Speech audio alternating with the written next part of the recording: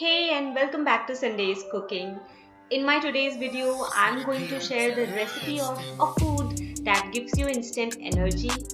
It's a popular food in India during fasting. Fasting के time पे इसकी खिचड़ी बनाई जाती है, उपमा बनाया जाता है, वड़े बनाए जाते हैं, टिक्कियाँ बनाई जाती हैं. एंड आई रिमेंबर, मुझे याद है जब मैं छोटी थी एंड बीमार हो जाती थी तो मम्मी इसकी गीली प्लेन खिचड़ी बनाकर देती थी.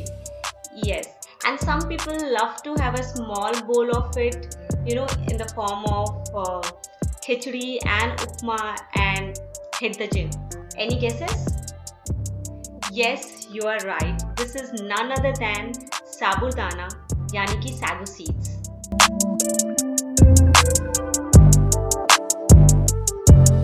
Sabudana is a starchy substance and it is extracted from a palm tree, and later on it is being processed into small pellets that looks like a pearl. 100 grams of sabudana contains almost 332 grams of calories, and out of which 83 grams is carbohydrate, and that is the reason it is most popular during fasting and when you're not well, because it gives you instant energy. Yes, sabudana is not so high in vitamins and minerals. If you talk about the content of protein, calcium and iron, it is just less than 1% in sabudana. But yes, sabudana is high in zinc. 100 grams of sabudana contains almost 11% of zinc, which actually fulfills the daily recommended dose of zinc for our body. Do try this recipe, and if you like it, please share it with your friends and families. And if you haven't subscribed my channel, please subscribe my channel and click the bell icon to get more notification from my side. तो सबसे पहले एक रात पहले आप एक empty बोल में 150 ग्राम साबूदाना ले लें, जो कि एक साधारण चाय के कप से करीबन 1.5 कप साबूदाना होता है. अगर आप प्लान कर रहे हैं इसे ब्रेकफास्ट में बनाने का, तो मॉर्निंग हमारा हैशल फ्री होगा अगर आपने एक रात पहले इसे सोक करके ड्रेन कर लिया है. टैप वाटर में मैंने इसे 2 से 3 बार नाइसली रिंस कर लिया है. 1.5 कप साबूदाने में मैंने 1 कप पानी डाला, जो कि एग्जैक्टली साबूदाने के सरफेस तक है. तो अगर आप 1 कप साबूदाना ले रहे हैं तो आप 3/4 कप पानी ले सकते हैं. साबूदाने को 3 घंटे तक सोक करके रखा था और साबूदाना पानी को कंप्लीटली एब्जॉर्ब कर चुका है. यू कैन सी इसमें पानी बिल्कुल भी नहीं है. साबूदाने के पर्ल को अपनी उंगलियों के बीच में दबा के देखें कि इसमें कोई लंप तो नहीं है. ये प्रॉपर्ली मैश्ड हो जा रहा है. दैट मीन्स कि इसने पानी अच्छी तरह से एब्जॉर्ब कर लिया है. 3 घंटे के बाद पानी कंप्लीटली एब्जॉर्ब हो जाएगा साबूदाने में. बट इन केस अगर आपको 3 घंटे के बाद भी लगे कि ये थोड़ी सी स्टिफ है, so you can sprinkle 3 to 4 tablespoon water and let it sit for 30 to 40 minutes. पानी completely absorb हो गया है. अब मैं इसे फ्रिज में रख दूंगी और कल सुबह यूज करूंगी.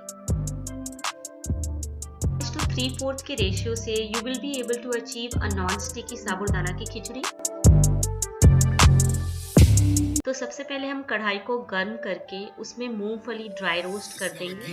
ये मैंने ऑलरेडी रोस्ट किया हुआ है, पर मैं इसे थोड़ा सा और गर्म कर लूँगी. If you are roasting it fresh, then 5 to 7 minutes तक आपको इसे हाई फ्लेम पे रोस्ट करना होगा.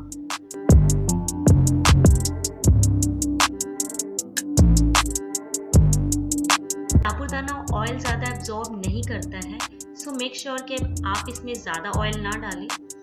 करीबन 1.5 से 2 टेबलस्पून ऑयल ले सकते हैं आप. तेल जब 2 मिनट अच्छी तरह से गर्म हो जाएगा तो इसमें हम राई डालेंगे, हींग डालेंगे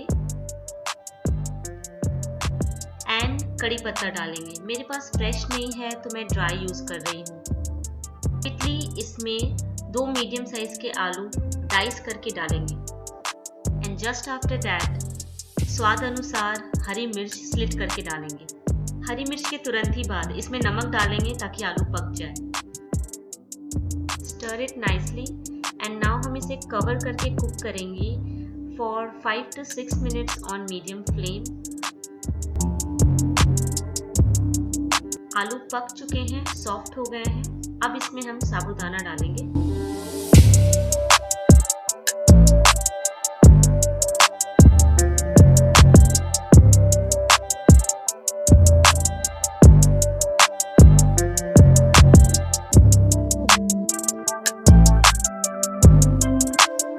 साबूदाना डालने के बाद 2 से 3 मिनट तक हमें इसे पकाना है और ये धीरे धीरे ट्रांसपेरेंट होना शुरू हो जाएगी। साबूदाना डालते के साथ ही हम इसमें पिसी हुई मूंगफली डालेंगे। मैंने उसे डिवाइड कर लिया था आधा आधा, आधे को मैंने दरदरा पीस लिया था और आधे को मैंने साबुत छोड़ दिया था। Now we are gonna add बची हुई साबुत मूंगफली। इसके बाद हम स्वाद अनुसार नमक डालेंगे क्योंकि हमने पहले ज़्यादा ऐड नहीं किया था। स्वाद अनुसार लाल मिर्च डालेंगे। नाउ हम सारी चीज़ों को अच्छी तरह से मिक्स कर लेंगे।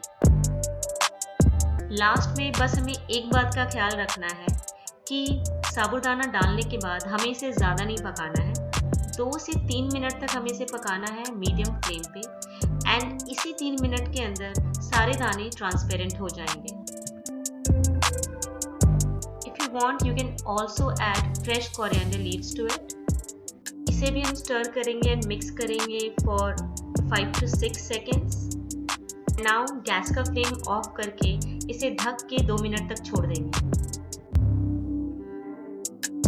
You can see it looks so yummy. It is non-sticky. How beautifully it's been cooked. And if you want, you can also add few drops of lime juice to it. You can enjoy साबूदाने की खिचड़ी with your favorite green chutney और बूंदी का रायता।